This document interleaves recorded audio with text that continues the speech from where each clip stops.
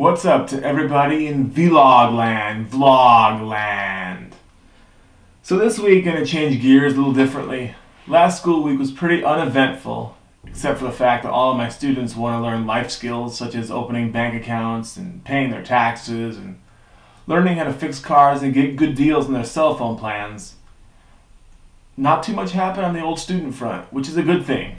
Sometimes no news is good news. I mean, I don't want to break up fights. Do you? But anyway, to change gears, one of my students actually was reading this book. And to be honest with you, I haven't read a whole lot of fiction books in the last few years, mostly just due to laziness and the fact that I've been busy doing stupid things like making YouTube videos about me stuffing my face with food. But she read this book for her reading class by an author named Joe Nesbo. I'm assuming that's how the name is pronounced. He's actually Norwegian. And this novel is called Blood on Snow.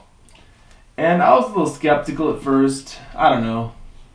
But I decided to give it a look, and I actually finished it in about 3 days. It's not long. It's about 210 pages. They're not really like big pages. Like the print is just it's kind of medium-sized print on small pages. So this is probably more like maybe a 130-page book, but anyway, it's about a guy who fails as a bank robber and becomes a hitman. And it just talks about, the life that he has as a contract killer. Maybe it's not the most school-appropriate book around, but I thought it was kind of cool because the guy struggles with the whole concept of remembering. Of this idea that, you can sort of re-remember your life and your experiences any way that you want. And it kind of reminded me of Dexter, this whole issue, of the only thing that anyone knows about you is what you tell them and what they think they know about you. So in his world, in his imagination, everyone is kind of free to kind of tell their story. And I don't want to give away anything of the plot. The book is called Blood on Snow. I enjoyed it, but don't take my word for it. I was a huge reading rainbow nerd when I was little.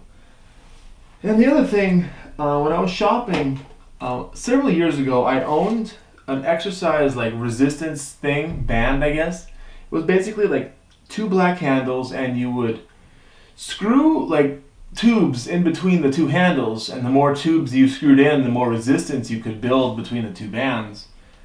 And I haven't seen it again since I had it, but what I did see was something that looks like this. It's called Perfect Bands. It's made by a company called Tendon Tech. I think I have that right. Now, it seems to do just about the same job. I mean, it's basically a resistance band. It's made out of this weird plastic rubbery type substance. It has some good resistance to it. And the way you adjust the resistance is basically whatever exercise you want to do, you would just have your hands either closer or further apart on the resistance bands. There's a whole bunch of grips all throughout. Kind of looks like spider webs in a certain way. It seems durable. The only problem is I've only had it 4 days, and there already seems to be a little bit of tear happening in the bands here, and that's kind of disappointing. I mean, I looked at the instruction manual, and they say that the only precaution is make sure that you don't stretch it more than twice what the band is designed to stretch.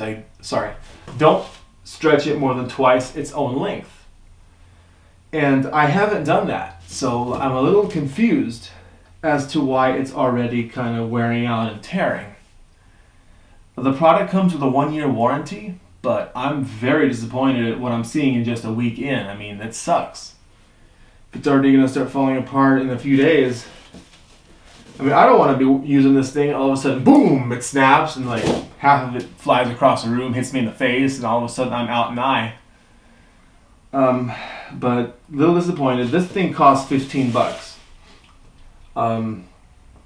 At this point, I don't even know if I should keep it. Maybe I should go to my store and see if I can get some sort of money back guarantee at this point. But, that's it. I mean, that's pretty much what my week has been like. I mean, honestly, there's a lot of stuff that happens at work, which is paperwork based, and a lot of office type things, which really aren't all that interesting or amusing. I don't think you want to hear me hear me talk about how many times I had to sign my name on a sheet of paper. That's boring. So I'm going to try to keep it onto things that I would be fascinated by if I was an outsider. So that's why there's not much to talk about in the school front. Everything was going pretty well. No behavior problems. I was happy to acquire this until I found out that it absolutely sucked, but you already heard the story on that. And this book is pretty good. The only thing that I'm going to say is if you're a sucker for a happy ending, you're probably not going to enjoy this book a whole lot. And that's all I'm going to leave you with. Thanks for watching another episode of my vlogs. Until next time, stay in school, don't do drugs, and eat like a freak. On to the next week.